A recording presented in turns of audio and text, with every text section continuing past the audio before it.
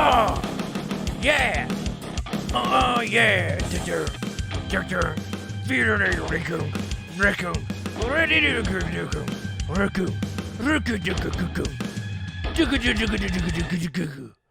Oh, yes. Yes, folks. Welcome to another episode of How You Been with Brett DeMott. I, of course, am your fearless leader, Brett DeMott. Coming at you live. That's right. I don't think I've ever said that before. Coming at you live here from the DeMott headquarters, which I think is a cool place despite what my sister said last week. I think my studio is nice. I think it's homey. It feels like me. And really, that is all that matters. It just matters that it feels like me. And we all know this, I'm rough around the edges. Okay? So don't expect my living quarters to not be rough around the edges. And some people look around here, they say, Brett, this is not just rough around the edges, this is falling to pieces. And I say, no, it ain't. No, it freaking ain't. Don't even come at me with that. It's ridiculous. Folks, I'm feeling good. And there's a couple reasons why. I know I say I'm feeling good every week, but I'm feeling really particularly good this week for a couple of reasons. Reason number one, I'm very, very excited for you all to meet my guest on the show today. My guest, of course, is going to be my old pal, Anthony Stick, who, if you're a longtime listener, then you know, I competed in a season of Survivor a few years ago. And Anthony was on that season with me. You probably all remember him. So it's going to be nice to catch up. We'll talk about the good old days. We'll talk about how things went on the island. How things could have gone better. Things could have gone worse. But I'm really excited because Anthony's gonna be. He's always fun to talk to. Anytime we ever have a chat, it's always a good time. So I'm really excited for you all to meet Anthony in a little bit. It's gonna be a real good time. Another thing. So the saga of the Pizza Boss. We all remember the Pizza Boss. The saga of the Pizza Boss is over, folks. I've accepted the Pizza Boss, and I like the Pizza Boss. And as you all know, I mentioned last week that I was going to order myself a nice Christmas toilet. So when one saga ends in the DeMott household, another saga begins. I ordered myself the nicest Christmas toilet. I searched on buttpots.com for hours looking for the best toilet I could find. And I ordered it. Cost me an arm and a leg, almost literally. They said 30% of your yearly income for this toilet. And I said, you kidding me? 30%? Jesus. Luckily for you, I ain't had a very good year. And so I got rush shipping because I want to make sure it got here for Christmas. Well, folks, it got here. And I'm just going to do another unboxing to show you guys sort of how I was feeling. So anyway, box shows up. Already, I'm sitting here thinking, this is a rather small box for a big old toilet. But I say, you know what? Maybe this is just pieces. So I open it up. And as I'm looking through here, I'm like, okay, we got bubble wrap. Great. Fantastic. Oh, tons of bubble wrap. Okay, it's looking like there's more bubble wrap than there is anything else in here. Tons more bubble wrap. Okay, here we go. Big piece of bubble wrap here. And then, wouldn't you know, they put paper in there as well. More bubble wrap. Look. And then this is exactly how it happened when I did it before, folks. Got the bubble wrap stuck on my head. But anyway, I reach into the box thinking, oh, I can't wait to pull out my big, beautiful toilet. And folks, this is the toilet that they sent me.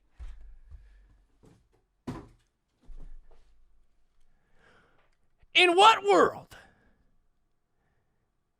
does a human being purposefully order a toilet this small? There ain't a single person who could use this toilet. So in what world is this even a toilet that gets sold? This is like a toilet that goes into a miniature house for a doll. Okay, this isn't a people toilet. It's even got a working seat. It's got a little plunger that it moves a little bit. But it don't even got a hole in there. Folks, I don't know what it is about ordering stuff online, but you can't trust the internet no more. Things in there, they always say it's good, it's a little expensive, but it's good. And then they send you this. And I mean, I'll tell you this, I'm more upset about this than the Pizza Boss, because I look at the Pizza Boss and I say, I don't normally need to cut pizza, but in the event that I do need to cut pizza, I've now got a Pizza Boss where I can cut pizza. There will never, ever, in my entire life, be a time where I need a toilet this small. Never. What possible use could there be for this? Is this for a Barbie house or something? Or maybe it's a decoration of some sort. Did I read the specs? No, I didn't read the specs because it looks like a perfect toilet. If I'd looked closer, maybe I would have seen that the measurements were in centimeters instead of feet. Because I thought it was going to be 4 feet by 4 feet by 5 feet. But no, it's centimeters. This cost me 30% of my yearly income. I wanted a huge, comfortable toilet, folks. It's not weird. It's not weird. I wanted a huge, comfy toilet, and instead, I got this. Well, I'm going to put this on top of a birthday cake, a joke birthday cake for a friend. Oh, hey, happy birthday. You're a piece of shit. I don't know. Anyway, so buttpots.com is going to get a call from me this week. That's for sure. And on Christmas week, of all things. How could they make such a mistake? Unbelievable. It's true. It's just truly unbelievable. I don't want to make a big deal out of it, you know? I don't want to make a big deal. But it's just so frustrating to have these things always happen to me. All right. Real quick, we're going to jump into the mailbag real quick before we get our guest on. Let's see. Here we go. Mailbag. Oh, I just got an email from, let me see. Dear Dad, I really miss you. It's not going to be fun on Christmas if you aren't going to be here.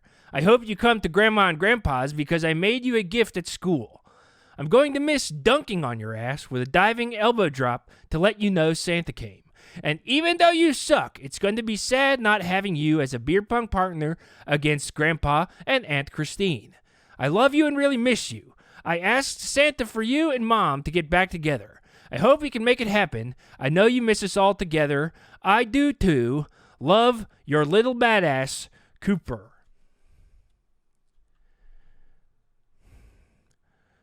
That, I guess, is an email from my kid saying really nice stuff. I'm fine. It's fine. I'm okay. I'm okay. Everything's fine. Here's the thing. My kid don't ever talk like this. Okay? My kid don't ever talk like this. So if this is somebody doing a prank, this might be somebody doing a prank. I don't believe it. I don't believe this is my kid. I don't believe it's my kid. In fact, I'm going to reply right now. I'm going to reply right now, and I'm going to say, whoever this is, you're a piece of crap, and I hope that you had your little fun pretending to be my kid. I know you ain't my kid, so quit being a weirdo and pretending to be my kid.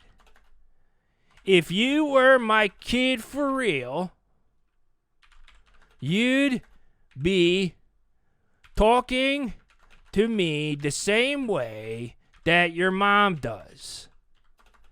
Because she taught you all the things that she knows. Anyway, fuck off.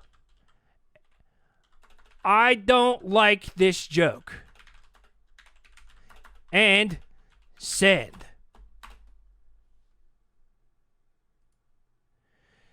So whoever wrote that, you're a piece of crap. Okay? You're a piece of crap, and I don't like that you did that. Ain't no way that you're my kid. Ain't no freaking way. Okay, let me see here. We'll go one more. Dear Brett, my friend Bree is a huge fan of the show, and I wanted to ask if you could do a little something for her birthday on the show, such as playing and singing the song Outside by Stained. Love, Hank. Okay, now, who's this, Hank? And Bree, it's your birthday, Bree? All right. Well, how about this? I got to get my guests on here now, but at the end of the show, for anybody who wants to stick around, I'll sing Outside by Stained in its entirety. So that's a little piece of it's a tease. That's a little tease for later. So definitely stick around after my guest, and I'll sing Outside in its entirety as I am known to do. But folks, I gotta jump to a break real quick and get my buddy Anthony on the line. Please stick around. It's gonna be a real good time. And yeah, just hang tight for just a minute, and I'll be right freaking back.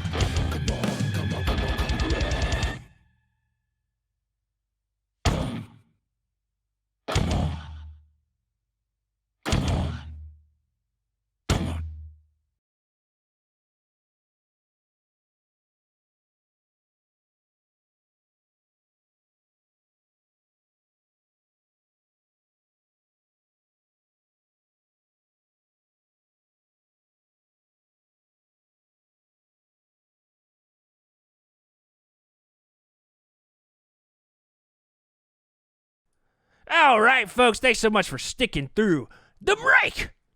Very excited, as I talked about. You know, I haven't talked a lot about it on the show in a long time because it's been a while. You know, back when I was on the show, I talked about it a little bit on the episodes around there, but I ain't talked about it in a while. I was in a season of Survivor, and I ain't talked to anybody who was on that season with me in a while. But I'm very lucky to have, honestly, I would say someone who I was the most closest with on the show, on Survivor. I would say this was I'll call this my best Survivor friend, my tribe friend, and that is none other than Mr. Anthony Stick. Anthony, how you doing? What's up? What's going on, up, man? Dude? So good to see you. Kaniani. That, of course, was the name of was the name of our tribe on Survivor, the Kaniani tribe. As you can tell, Anthony lives it, guys. Anthony lives it still to this day. This guy is a Survivor head. He did so well. Buff. As he got that for our season of Survivor, and he has worn it every day since because it's such a part of him. Yeah. You know, we made it far. I mean, the edit we got though, that's a whole nother story. You know, we made it far in the game, but some of the Survivor websites are saying they call us the worst game players in the show's history. Yeah, I don't know if you've seen this. I try not to read the bad reviews, and I avoided them when we were on the show. I know that you're still sort of part of the fan culture where you'll go to the conventions and stuff like that and meet and greet and stuff. I kind of checked out a little bit because the sort of blowback love my for Busters, love them. Anthony, of course, started a fan club called the Buffsters. Buffsters. Honestly, you're one of the only people in Survivor history to try to start your own fan club that did not start while you were on the show, right? That's true. Yeah, I basically, like, I think part of the reason I got on was like I had such a big campaign leading up to it. I kept sending in videos. I kept engaging with them, and like the way the show presented me was like the super fan, you know, who people thought wouldn't go very far. Jokes on them. We made it. I mean, we made it at least 24 days, which I mean is pretty good. Right. Pretty good when you think about it. Well, I'll say this: we made it. We stayed on the island for not that many days, but we were sequestered in the hotel. And I told you this then, and I'll tell you this now. Once we got kicked off the island and we were staying in the hotel, we were no longer on the show. We were officially we were not on Survivor anymore when we were staying in the hotel. Even though you're not on Survivor anymore. Right. Yeah, it's sort of like we were asked to actually we allegedly were on the jury, but we were asked to not be a part of the jury because they said our we were so incoherent that no one knew what we were saying on the jury. So Jeff personally asked us to please excuse ourselves and step down from jury duty, and we obliged. Yeah, we did, and then we went and we hung out in the resort hotel that they put us up in for the whole rest of the run of the series, and we had a blast. And like we got to talk about how weird our season was. Our season is to this day, they say, the weirdest season of Survivor because it was a tropical location that somehow got snow. Mm-hmm. It was a tropical location in the middle of the season. It just starts pouring down snow. We get 3 inches of snow one night, and we get up the next morning. We're like, this is interesting. This feels like the opposite of what Survivor is. And then the next night, we get another 6 inches. So we got 9 inches of snow on the ground. We're sitting there basically naked in our tiny little shorts and our headbands. I got naked immediately because I volunteered to put my clothes in the fire. I was like, I want everyone to know I'm a game player. I'll get naked on the first day. My clothes actually ended up tampering the fire. Right. But it made it poisonous. I was there to play. Your clothes made the fire poisonous, if I remember correctly. Because a couple of people had to be escorted off the island because something in your clothes was so poisonous. Cadmium. I think it was cadmium. I later found out it was cadmium. But also the cast of our season was so fucking weird because there's always different gimmicks, and our gimmick was kids versus adults versus near deaths. Right. And it was the 3 tribes. They used that as like a mind game. Yeah, the 3 tribes were, of course, kids, our age group, which was sort of in the sort of 28 to 50 range. This was a few years ago when I was in my 40s, so I fit in. And then And then near deaths, which was a category of player that honestly scared me that they were involved because they didn't take it easy on these near death contestants. No. And they made it incredibly clear they were not elderly.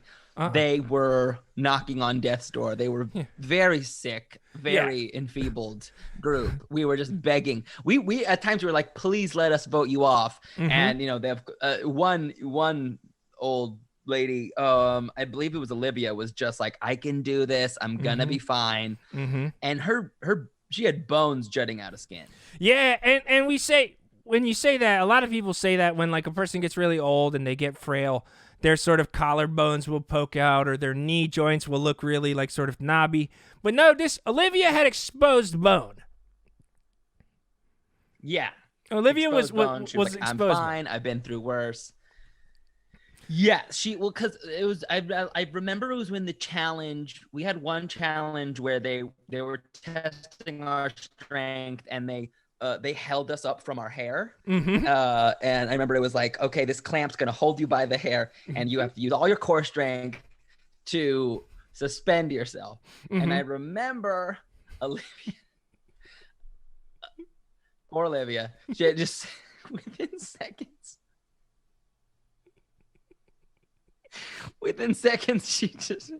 she fell out like a bag of nickels and her bones, a couple of bones just popped out. And she was like, I'm fine. She was swatting away the paramedics. It was insane. It was truly nuts. And I'll say this. Thank God that they never broadcast our season live on TV. Like our season was heavily edited and it only exists on like a DVD bonus feature, like a sort of bonus season that they never released that has so many different sort of warnings on it. It is NC-17 for nudity, stupidity, which feels like a crazy thing. Hate speech, which I was like, listen. A lot of of course, the near deaths. Yeah, the near deaths were from a different era, and I'm so glad that they never got the platform that I think that they wanted. It would have been terrible if they had been on live TV every week. Totally. Yeah. Totally. Unbelievable. But no, I signed a deal. I also signed you know this. I've been. Go ahead, but I'll tell you. You remember how I had to sign a deal with CBS arbitration because I struck several children, which I thought was in the confines of the game. Well, but apparently any means necessary. You were an any means necessary sort of physical challenge competitor. It's like if you're running to the end of the beam and there's a little kid in between you and the end. I mean, what are you gonna wait patiently behind the kid? No, you're gonna lop him off. You're gonna take him two hands on worth both. Playing for. You're just gonna go boom. I mean, that's like, listen, if those kids signed the same waivers that we did, and it isn't fair that those kids got the special treatment that they did, because they would have that fucking pissed me off. Unbelievable. It fucking pissed me off. I know, and I when it was we tough. were. It was fucking stupid. When they gave us the jungle gym challenge, it was like such a fucking softball. Yeah. It was clearly designed for the kids to win it. The challenge on the snow days. I just want to say the challenge at the jungle gym. Go ahead. The jungle gym challenge, folks. I know that probably sounds fun, but they literally said the whole challenge was just enjoy this the way that it's meant to be enjoyed. That was what they said. They said the challenge is to enjoy this object the way that it's meant to be enjoyed. Now imagine us 6 feet tall guys trying to enjoy a jungle gym the way that it's meant to be enjoyed. It ain't possible. It was ridiculous. It ain't fair. What's the litmus test for enjoying it the most? Who decides? I guess Jeff decides who enjoyed it the most and who used it the way they meant to use it. Yes, Jeff and America. Jeff gets to decide and America gets to decide, which I always thought it's ridiculous. It's ridiculous. Yeah, I'm so frustrated thinking back on it. I've gotten over. We had a target on our backs the whole time. We had a target on our back the whole time because we were just like, people were like, these guys are cool. These guys like could clearly go to the end. We could clearly win the vote. Yes, they saw us. We walked on the island, and these people were like, these two guys are so cool, and they're the same kind of cool. They looked at you, and they looked at me, and they said, both of these guys are the exact same kind of cool, and both of these guys could go to the end. And I know people out there who watch the season are going to try to sit here and say that I kind of glommed onto you and I like sort of acted like the dopey sidekick, but that ain't what happened, okay? That ain't what happened. We were equal parts. Bullshit. Yes, we were. Our alliance was 1-1. It was not one and inferior person. Because we were playing the game like brothers. You know what I Exactly. mean? Like, if anything, our biggest flaw was not being sneaky enough. You know, Exactly. like when we made the camp wine, or we tried to make wine with rainwater, and we accidentally poisoned everyone again, and then that became a big drama in the camp of like, you poisoned us on purpose, and we were like, no, we really did not mean to. We thought it would be a gesture of. We thought that these coconuts things, or we thought they were coconuts. Turns out that they were a sort of some sort of poison fungus that we sort of bored the inside out. And when we set him on top of the shelter and the rainwater fell into him, we didn't know that would activate the poison inside of the mushrooms. Okay? And look, how could we know that? How could we know? And also, if we were going to poison everybody, if we were going to poison everybody else, why would we poison ourselves? That's the part of this whole thing that I don't understand. Exactly. We got poisoned too. So we shouldn't be the ones who get held responsible because we ended up puking and pooping our guts out too. Yeah. And we humiliated ourselves, especially that challenge. There was that puzzle challenge we almost won. Ugh. We had like the ground tiles everywhere.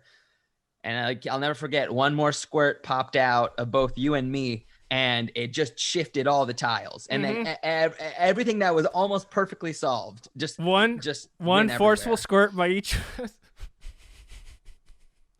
and it ruined all of our work. And we got so much shit, no pun intended. Unbelievable. So much shit from everybody else on the team. It was just like, listen, we're poisoned. We can't help it. Yeah.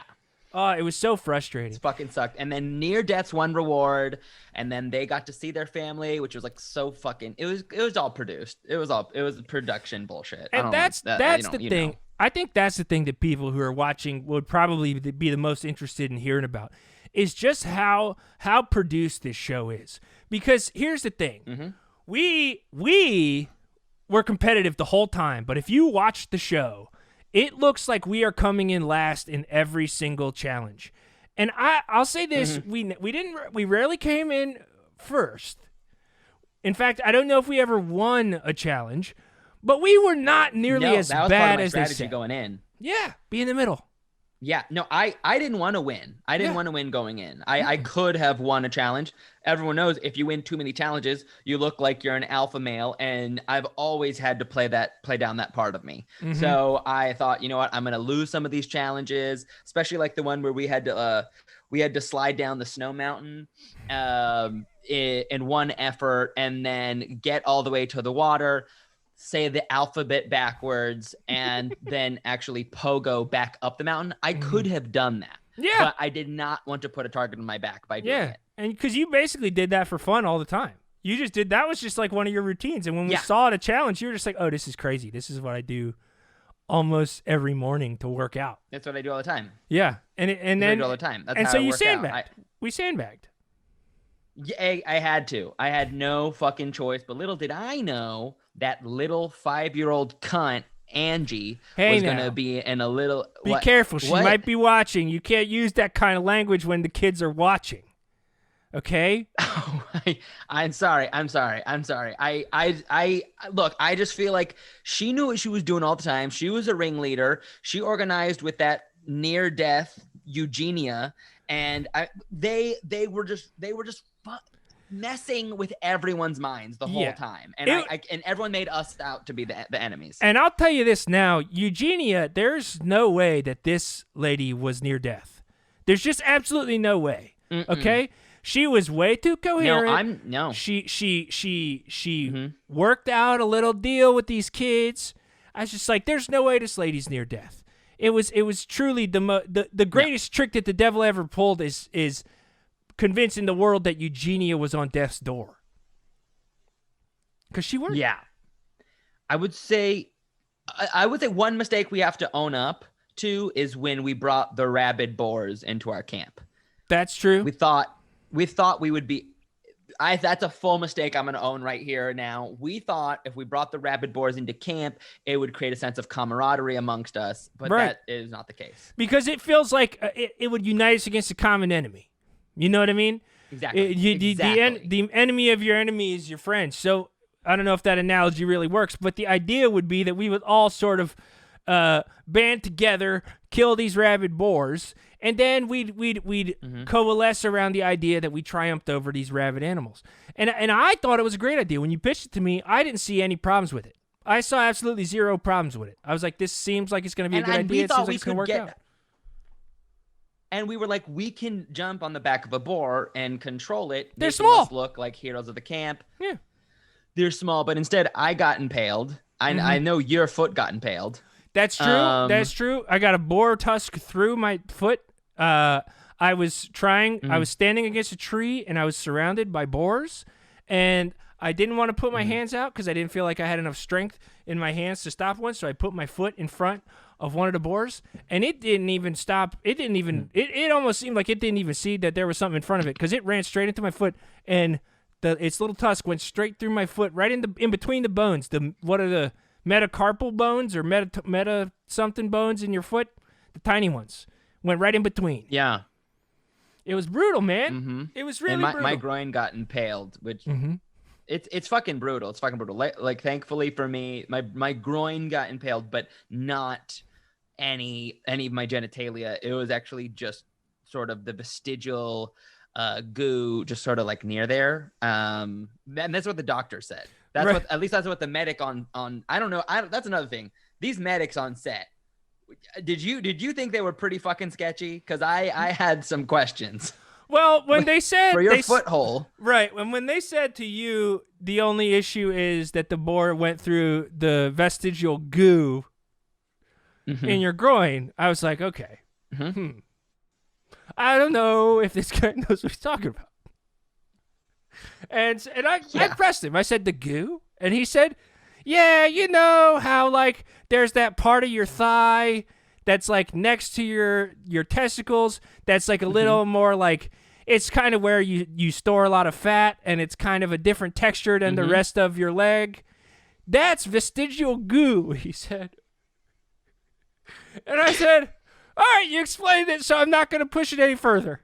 And so I just been going around thinking that I got a bunch of vestigial goo in my thighs. And so yours got punctured, and it was fine, and nothing lasting happened. No lasting issue. It's fucking crazy. And with your foothold too, they put gauze around it, and I was like, do you wanna? Are we gonna? Is there anything we want to suture or stitch up? And they were like, no, you just gotta gauze it. They gauzed up my foot and then threaded some gauze through it. They threaded some gauze through the hole. So you could kind of see, which seemed incredibly painful. Yeah, and I still got it healed into a hole shape, so I've got a hole in my foot still, which I use as like a fun party trick. Like I'll go and like I'll step on something at a party and just be like, oh no, ow, and people are freaking out, and I'm like, actually it's fine. At the end, I'm like, it's a David Blaine thing. You know how he built up tolerance for like needles through the arm and stuff. I do that now, where I can put anything through the hole in my foot. It's pretty great. Yeah, I mean, it's funny. I mean, I laughed when you did it at last year's Thanksgiving party. I laughed. Oh yeah. I laughed. And thank you so much for giving me that love there. That was a tough room. Yeah. A tough room. Yeah. But Anthony, it was all people who didn't have families to go to. But go ahead. Exactly, Anthony. One question. I feel like every time we get together, we only ever talk about Survivor, but I just wanted to ask you now. You know, post Survivor, obviously you're doing the conventions and all that kind of stuff. But what else has been going on in your life, like sort of outside of the sort of Survivor fandom? What else have you been up to? Yeah, I've been doing a lot of different things. I'm also getting into on Patreon. I'm actually because obviously being on Survivor for like 24 days, even in the hotel partially, I feel like I've learned a lot about isolation. So I have meditations that I'm actually that are available on my Patreon. Now, and that's interesting. They're actually usually it's very different. Usually when you take a meditation, you think of like, usually you think of like la la la, coo coo coo. My meditations are not like that. My meditations are a test of the mind. Oh, so that sounds like the opposite of a meditation. They'll be. Sounds like it's maybe the opposite. You'd think, but they're basically like, no, they're meditations. They're basically trauma, and they're all big trauma. And then I ask the listener to channel their meditative energy through the trauma. So I'll be like, I'm on fucking fire, fuck, and so and that's like the fire meditation. So you have to find a way to relax through that. Okay, so you're kind of putting people's psyches through a grueling sort of test of strength, kind of like we had happen on Survivor when we were there. Exactly. That's very interesting. I'll say this. That sounds terrifying to me. That sounds absolutely terrifying to me. To be in a sense that like I would look to meditations normally to relax, not to sort of feel like I'm being sort of dragged through scary situations mentally. Well, Sure. I mean, I think a lot of people see meditation that way, but what is actually going to train your mind for stillness? Like listening to a pond bloop bleep, or actually having to deal with like, oh, I'm in a fucking car wreck. Oh, my guts are bleeding. You're my dad. And like, do you think which one's going to prepare you more to hang on a second. So in that meditation, you are putting someone through a car accident, but also their dad is there?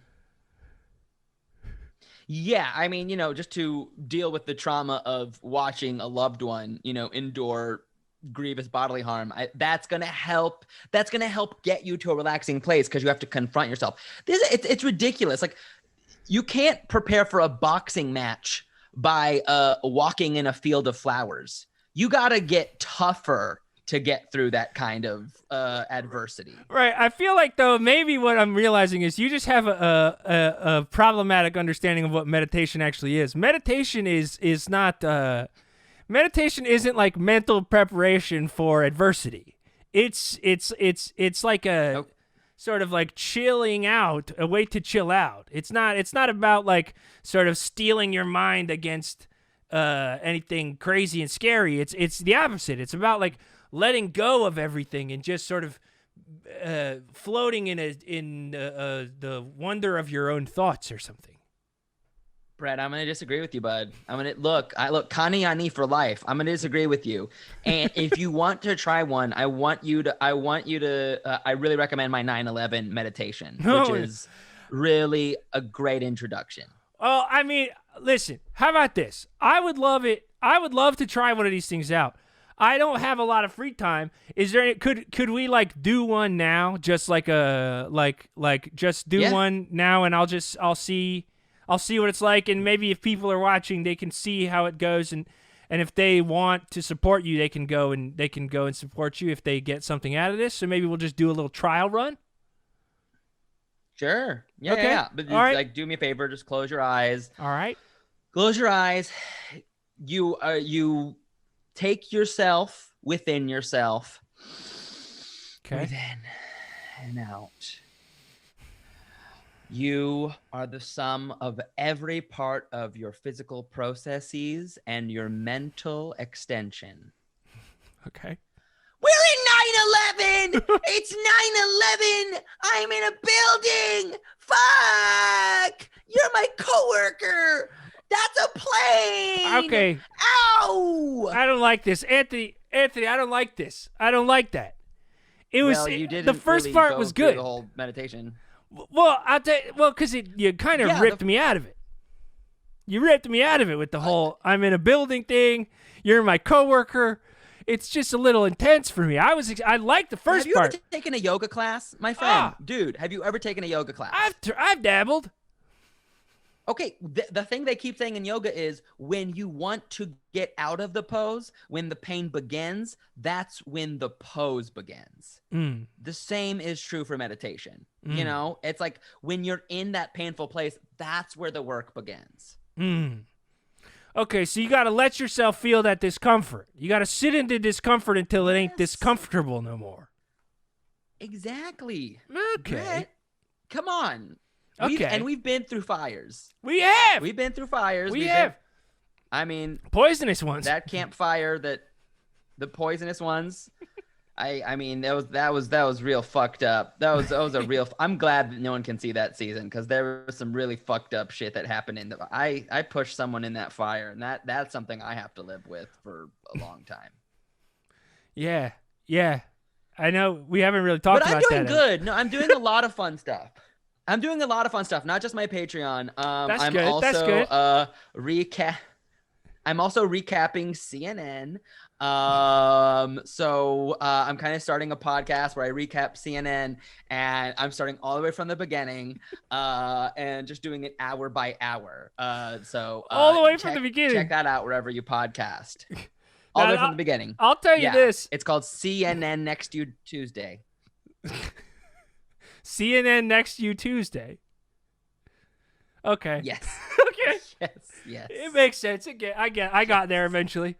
That's interesting. A lot of people say we need less news, but you're sort of taking the opposite approach where you're like, let's take the news and like re-news it. You're doing the news about the news from years ago.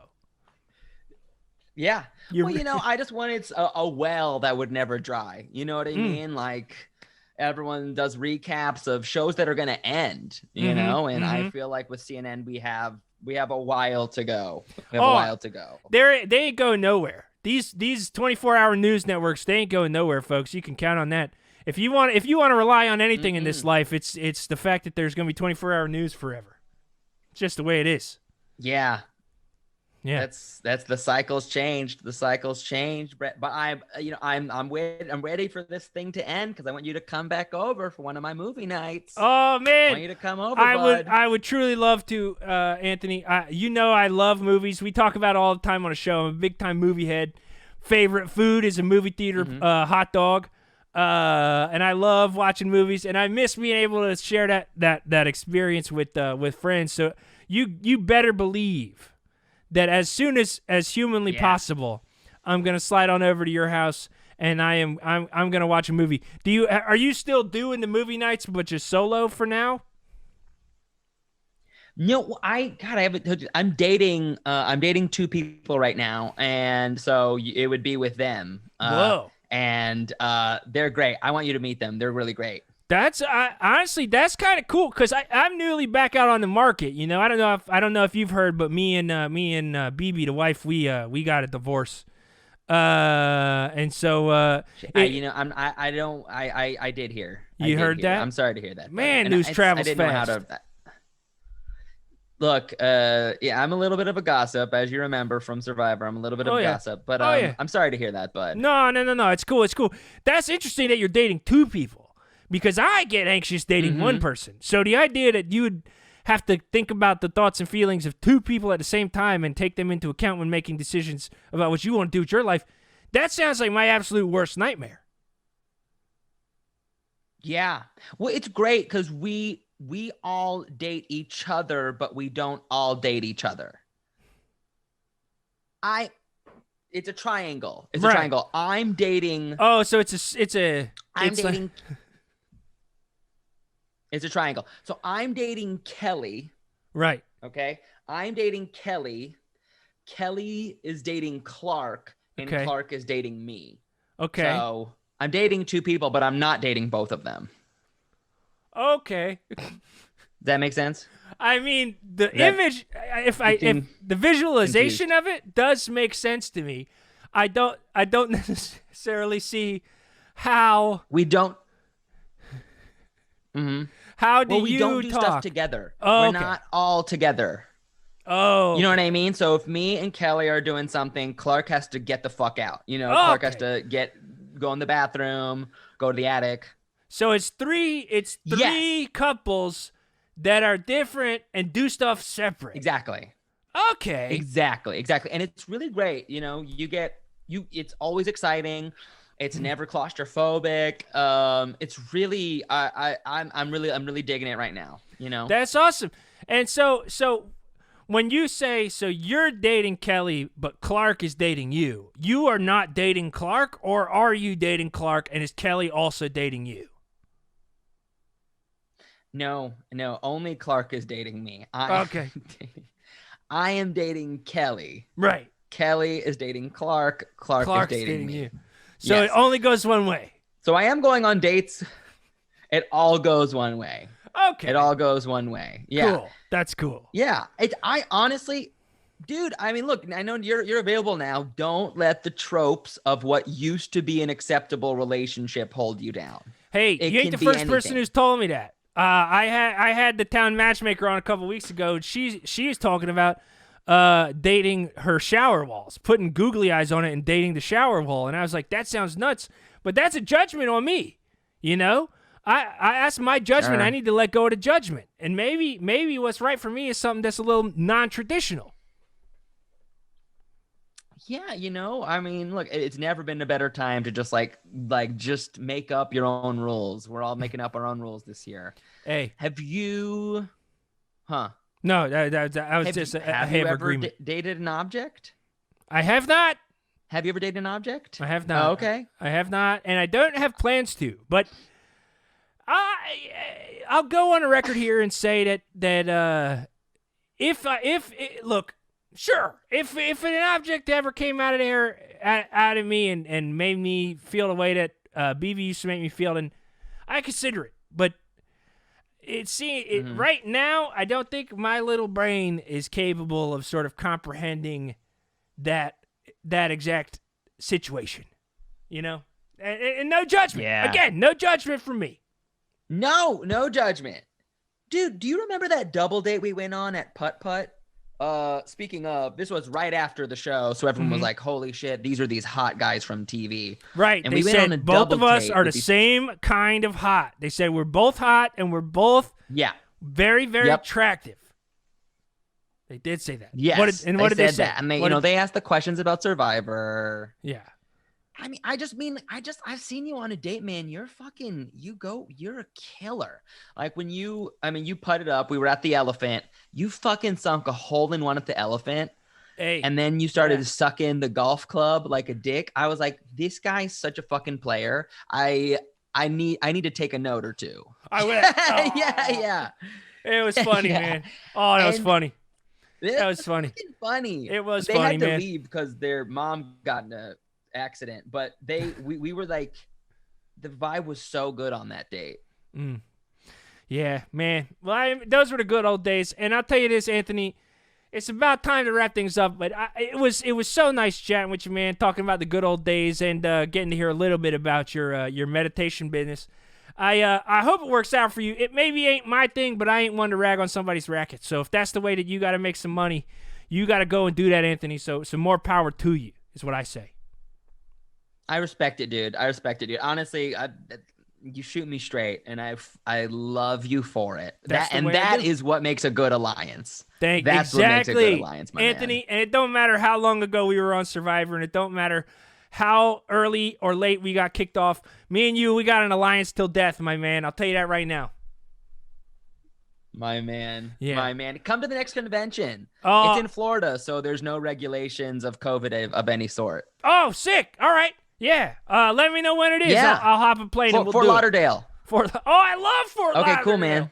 Oh, Fort Lauderdale. Yeah. Yeah, I'm man. there, baby. Oh, and well, Fuck man, yeah, dude. it was great talking to you, man. And we'll keep in touch, and I'll check in with you again soon sometime. Hell yeah, dude. Later. All right, man. Take it easy. Take it easy. Oh yeah. Oh, folks. Anthony Stick, my old friend from Survivor. Anybody who didn't know any of that stuff, now you do. It was great chatting with him. It was really great chatting with him. And folks, as I said, oh shit. As I said before, as a birthday gift to Bree, I'm going to play you Outside in its entirety. Obviously, if you guys enjoyed the episode, please drop a few bucks in the donation jar. That money's going to go straight to Anthony. He's obviously doing the Patreon thing for his meditations, but I don't think that they're going to do too well. So I think it'd be nice if we all threw a couple bucks his way to keep him from being destitute. But here's the thing. I ain't played this song in a couple weeks. I'll be honest, once I learned it, I kind of forgot about guitar completely. So I ain't played it in a while, but we're going to go out on this high note here of me playing Outside by Stained in its entirety, and then we'll call it a show. But please throw a couple bucks into the jar if you can. If not, just come back next week for another episode. And here we go.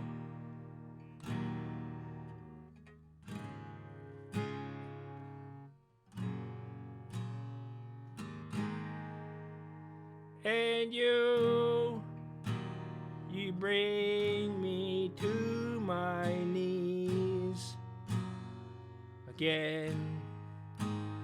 All the times that I could beg you please in vain. All the times that I felt insecure for you, and I leave my burdens at the door. But I'm on the outside, I'm looking in, I can see through you, see your true colors, 'cause inside you're ugly like me. I can see through you, see to the real you. All the times that I felt like this won't end is for you. And I taste what I could never have. It was from you. All the times that I've tried my intentions, full of pride, but I waste more time than anyone. But I'm on the outside, I'm looking in, I can see through you, see your true colors. Inside you're ugly, ugly like me. I can see through you, see through the real you.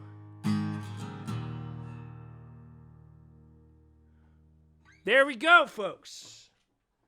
That was it. That's the freaking tune. Bree, happy birthday.